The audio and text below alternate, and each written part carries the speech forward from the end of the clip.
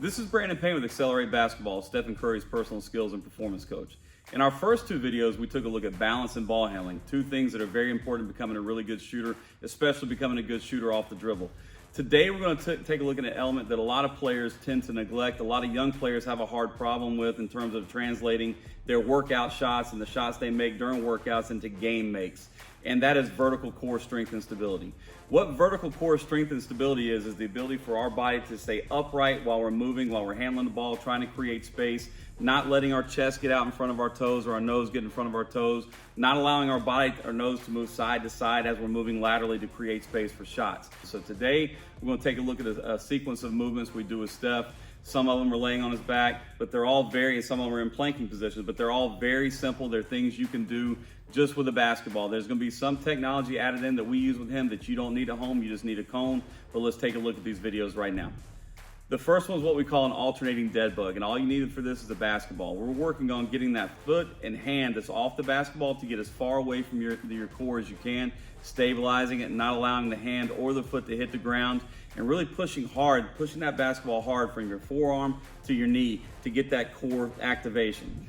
The second one is our posterior core movement. So we do a couple of these a day. This is what's going to allow us to control the backside of our body so we don't get into this hinging motion which really messes with shooting mechanics. This is called a tail wag. This is activating his glute and his lower back. Again, we want as little movement with his upper body as possible, so we want his lower body to be moving without his upper body. The next movement is called an alternating bird dog, and what this is, now we're adding an upper body movement to that lower body control movement we did earlier in the tail wag. This is another one that's really good for posterior chain strength. It's going to help us stay upright, give us more mechanical control over our shooting motion, as well as creating space. When we get to the next movement, you're going to see we're doing a planking movement. We've got a couple of technology lights out there. You don't really need that. You can do this plank without the plate and without the lights.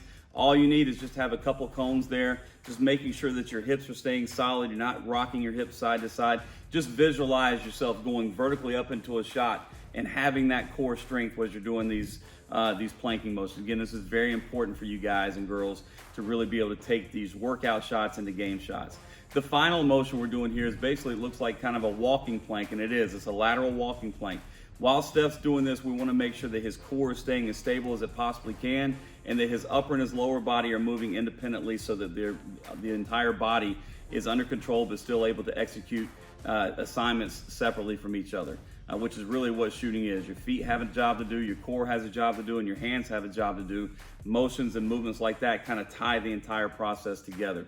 These are things, again, that a lot of young players tend to neglect or they don't really know they need to work on. But by doing these drills, it's going to make your ball handling, your balance, and eventually your shooting drills much more effective so that the things you do in your workouts will translate a whole lot better to game action when you get back with your team.